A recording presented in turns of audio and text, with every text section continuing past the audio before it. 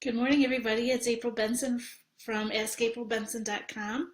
And if this is your first time joining me today, welcome, and I'm glad to have you. I also would like to know who's a returning follower. So if you're new, put a number 1 in the comment section. If you're returning, number 2 would be great. Thank you so much. So yesterday we talked about walking into your greatness to find out who you are, and that only you can create a unique purpose that only you were meant to fulfill, to help mankind. So today we're going to be talking about fear and finding courage, because when you have courage, you're able to step into that greatness. So I have some 7 tips for you to be able to walk into your greatness by finding courage and facing fear head on. And I have put the article link above in the post, so feel free to connect with that as well. And you can find more inspiration at askaprilbenson.com. So my first tip for you is to follow your authentic purpose. And I do have some notes here because they are from the article, so I'm going to go from that. And when you're creating your stepping into your greatness and you're following your authentic purpose, you're going to put aside all your safety nets, because living in that comfort zone, you're all nice and content, all things are going as they always do, and there's nothing that's going to hinder that progress that you're making in that comfort zone. But what happens is when you're in that comfort zone, there's no magic. And the moment you step outside of that comfort zone, and you'll leave all the safety nets aside, and you just lay it down, and you said you're going to face your fears, that's where the magic happens. That's where life change starts to happen. That's when you start to find this strength inside that you never knew you had before. So I'm going to suggest to you that starting today, just to really focus on what safety nets you have placed around you and how are they hindering you. The next tip I have is you can predict your future by creating it. So as you heard of my story yesterday about going to Haiti in 2012 and hearing the calling for nursing on a global scale, I put into order what steps were going to be needed in order to fulfill this vision of mine.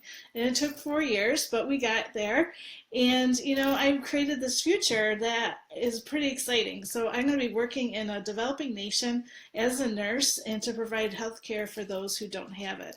And also be working on some projects in my hometown for underserved populations. So to say that my future is exciting is an understatement. It's something I'm very passionate about, and I know that within you, you're able to create your own future too, and to be able to find that is going to be very important to make sure it's exactly what you're supposed to be doing. And once you have that identified, then you'll identify the steps to be able to create your future.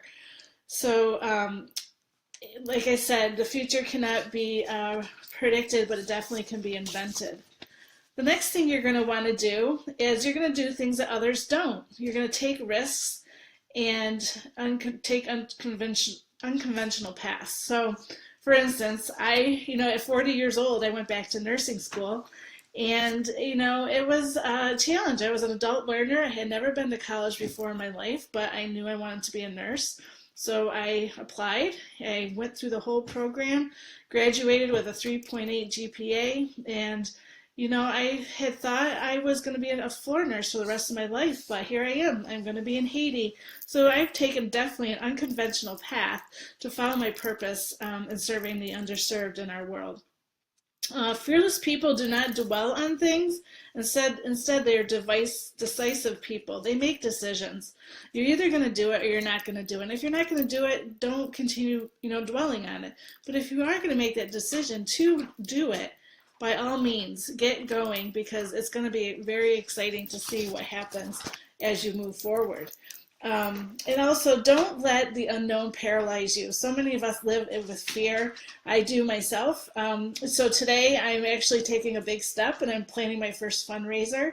It's a golf tournament. I'm not a golfer by any means, but I am putting the proper people in the path for this golf tournament to help it to be a successful fundraiser for my work in Haiti. So it's unknown, but I'm going to do it, and I encourage you to do the same, because fear is just false evidence appearing real. That's all it is. So when you give power to that, you will never ever grow as a person or professionally, or being able to fulfill your purpose. So definitely don't let fear paralyze you, and just grab life by the horns and run with it. You want to be like a bamboo stalk. So you want to be flexible, but you don't want to break. With that being said, people who are courageous and successful and resilient, they bend and are flexible and they go with the flow. However, when it comes to what they are determined to do and are courageous in doing, they don't break. They don't let other people tell them, you have to do it this way or that way, when their convictions are very strong. So consider yourself like a bamboo stalk, and you'll be on your way to being courageous. And you also need to be able to let go. That's part of my fourth tip with being a bamboo. Bending and swaying with the flow and everything. You want to be able to let go of things that are kind of stifling your growth. Those negative people, those the bad influences, stuff like that. We talked about that yesterday. I won't go into much detail about that. But you definitely want to, let go of anything that is preventing you from changing and preventing the process for your, own personal and professional growth. You also, and tip number 5, you'll want to turn obstacles into assets. And with this being said, is you want to be at ease with any challenges, disappointments, or rejections that come your way. We all have them. You're not alone. And with that, an example of that would be if you're in a network marketing business, there's often rejection that people don't want to hear your opportunity or whatever. But you know what? There's many fish in the sea, and that's just a number. So keep going and, keep filling your funnels and keep, if you're pursuing a dream like mine or your own, just keep putting those people in front of you. Find those sponsors, find the people that are going to support your vision. And because the money and the people are out there, people are hungry to participate in events such as a nonprofit organization, or there are people hungry to join your network marketing opportunity. You just have to find them. So I would encourage you to not get hung up and dwell on the rejection and stuff like that. So tip number 6 is to embrace failure. And I wanted to recommend a book to you.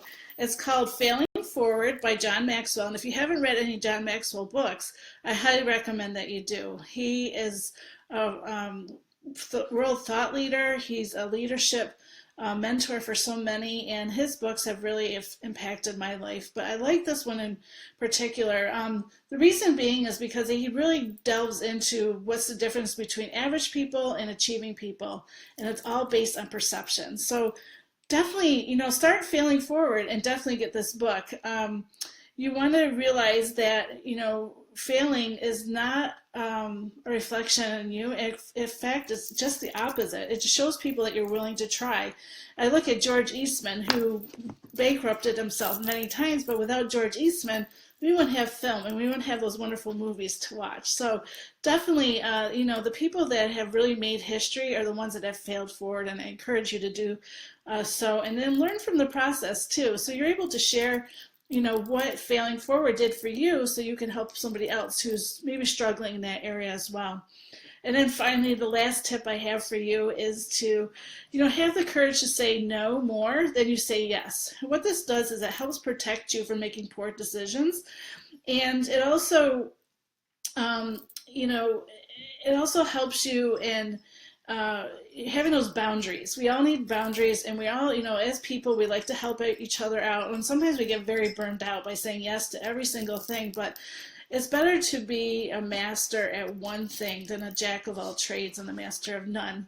So I leave you with those tips for today. You can find more information in the article link that I have posted with you to read. And always, thank you for following, and I hope you have a great day. Take care. Bye-bye.